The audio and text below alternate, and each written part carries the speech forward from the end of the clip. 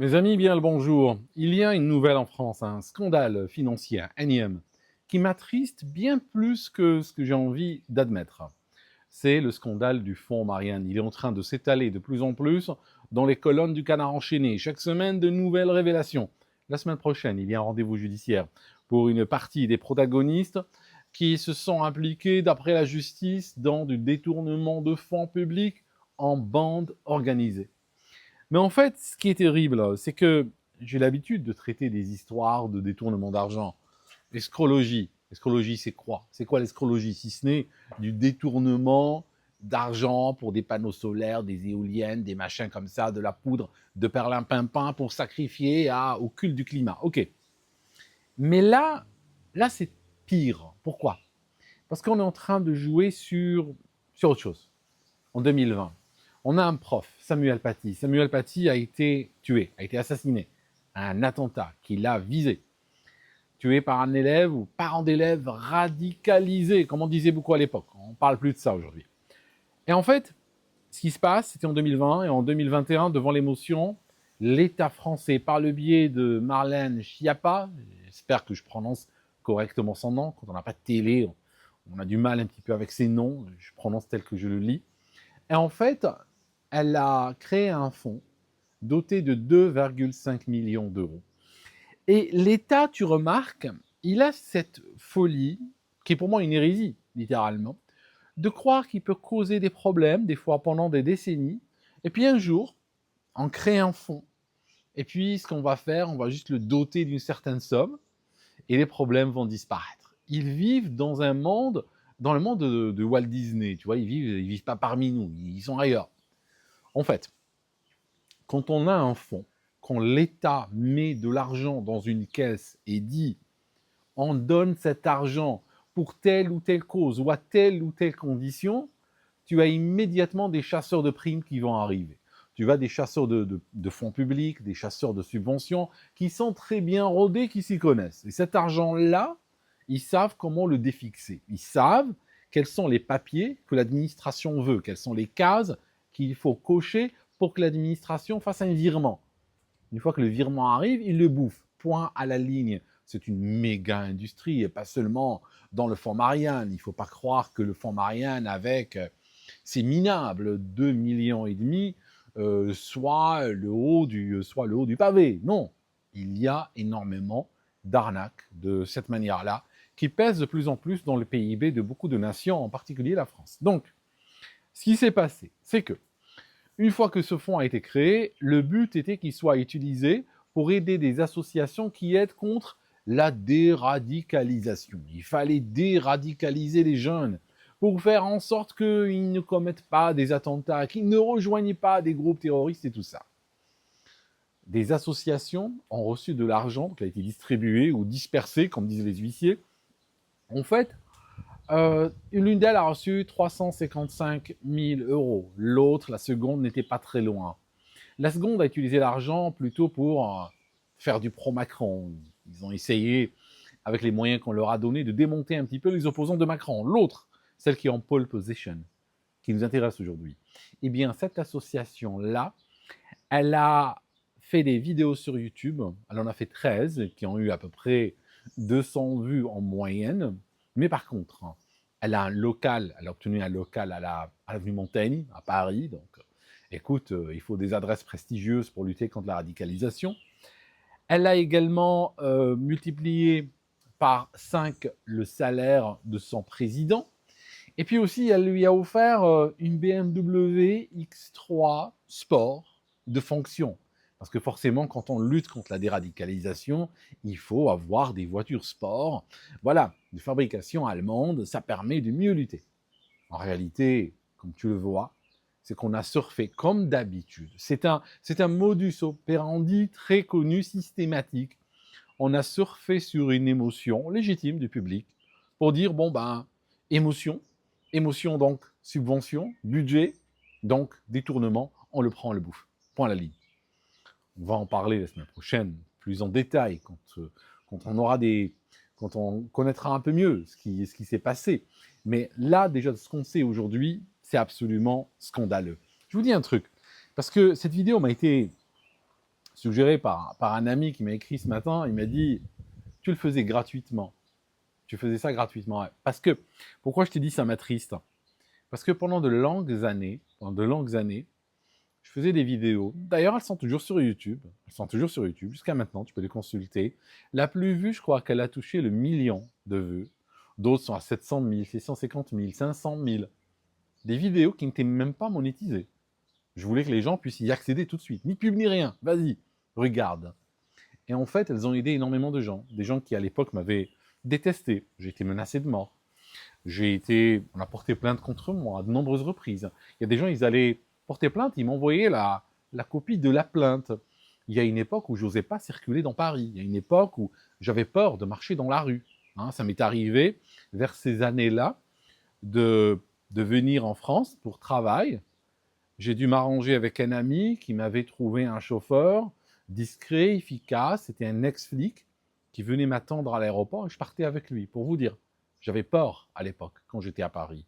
J'avais peur de sortir, d'aller dans les supérettes, d'aller au resto. J'étais très inquiet pour ma vie à l'époque. Tout ça sans, sans monétisation, sans un centime de fonds publics et avec beaucoup d'efficacité. Parce que, très simple, c'est pour pouvoir déradicaliser ces jeunes, il faut leur parler leur langage. Il faut parler le langage des gens qui sont en train de leur travailler dans la tête. Tu ne peux pas venir de l'extérieur. Tu ne peux pas arriver depuis dehors et dire bon bah voilà tout ça c'est un tissu de conneries et tout. Ça marche pas ça. Parce que là si tu le fais, tu vas juste prêcher des convaincus. Tu vas prêcher des gens qui de toute façon sont d'accord avec toi, qui de toute façon comprennent rien à tout ça. C'est pas le but. Le but, c'est rentrer à l'intérieur. Le but, c'est aller dans le cœur de la rationalité, de la logique. Parce qu'attention, ça serait une faute de penser que ce système-là de radicalisation est un système complètement absurde. Non, non. S'il marche, c'est qu'il a quand même, intrinsèquement, il a quand même une logique, il a quand même un narratif, il y a quand même un certain nombre d'éléments qui se tiennent. Je ne le valide pas, et il n'est pas valide. Mais, en même temps, quand tu prends un jeune de 17 ans ou de 20 ans qui n'a pas beaucoup de recul sur la vie, qui n'a pas beaucoup lu, qui n'a pas beaucoup voyagé, qui n'est pas très formé sur les mécanismes de la société, de l'histoire, tout ça, il y a assez de quoi l'embobiner. Mais si tu veux le désembobiner, eh ben, tu dois aller dans cette logique-là. Et moi, je plongeais dans cette logique-là et j'ai passé des milliers d'heures là-dedans. J'ai été aussi attaqué. Je me rappelle une fois, j'avais été attaqué par...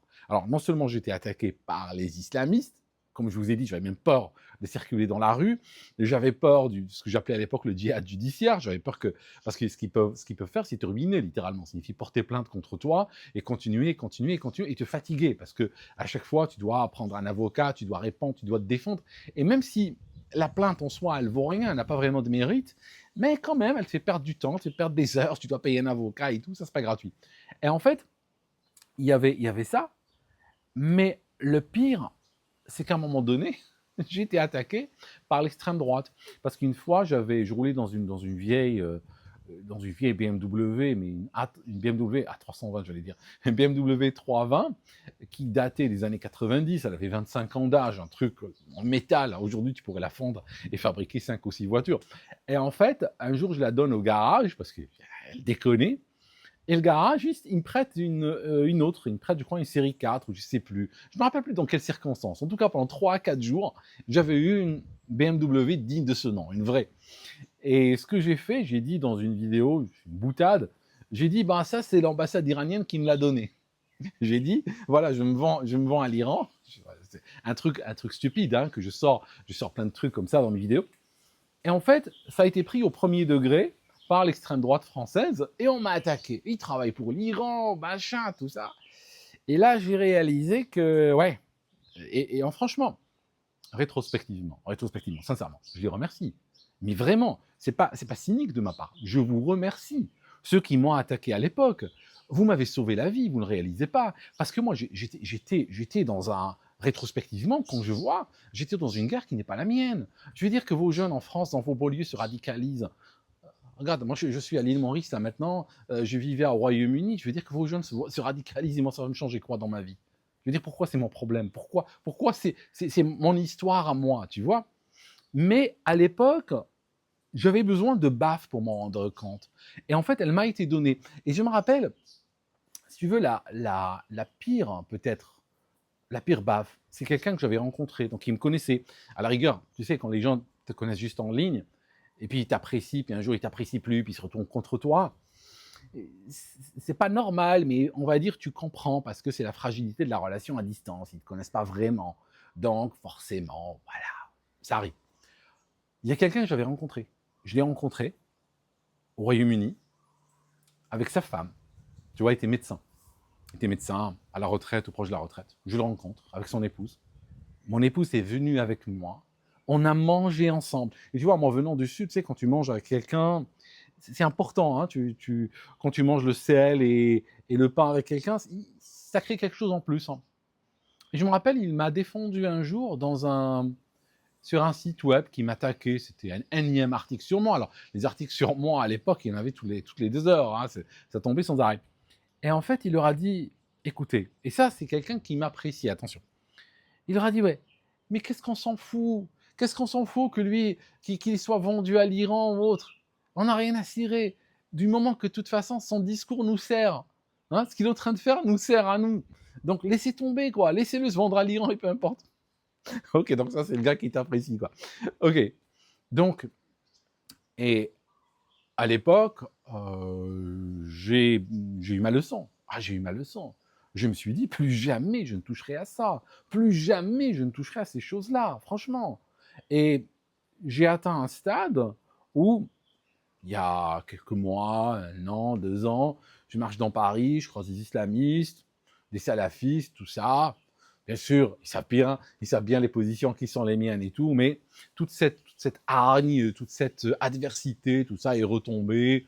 On se serre les mains, bonjour, ça va, comment tu vas, machin, tout ça, on discute. On peut se faire un selfie, bien sûr, on se fait un selfie ensemble, comme ça on dit qu'on s'est croisés et tout, sans problème.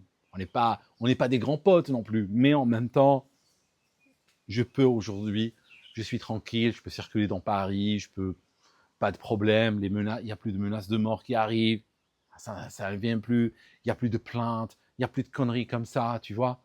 Voilà, donc ce que je voulais te dire, c'est que c'est au-delà des affaires personnelles, au-delà du fonds à 2,5 millions d'euros, au-delà de moi, de ce qui m'est arrivé, de ce que j'ai fait, même, c'est efficace ce que j'ai fait, hein, parce que des années plus tard, j'ai été contacté par beaucoup de gens, beaucoup, qui me disaient, je suis en contact même avec des gens de famille, de personnes que toute la France connaît, qui ont commis des attentats et tout ça. Je veux dire, j'ai eu le retour par la suite que ce que je faisais a marché. Il a marché.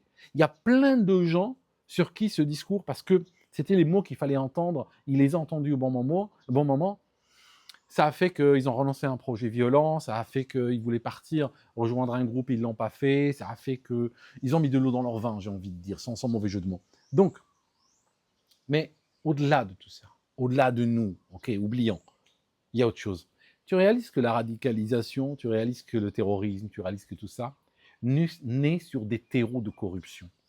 Parce que, quelque part, hein, tu vois le truc. Je lutte, moi, mais ça peut être quelqu'un d'autre, n'importe quelle personne en réalité, qui tente de lutter contre la radicalisation, finit avec des baffes, avec l'agressivité, rejeté, tout ça, tu gagnes rien. D'accord? On te décourage, on te brise, dégage de là. Ne le fais pas.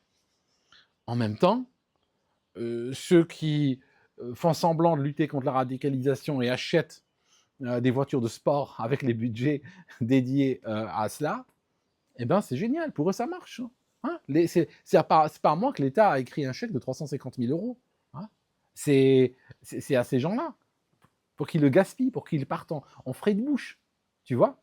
Et ça, c'est pas seulement sur la radicalisation, surtout, c'est toute la nation qui est là-dedans aujourd'hui. C'est tout le pays qui est pris dans cette gangrène, à tous les niveaux.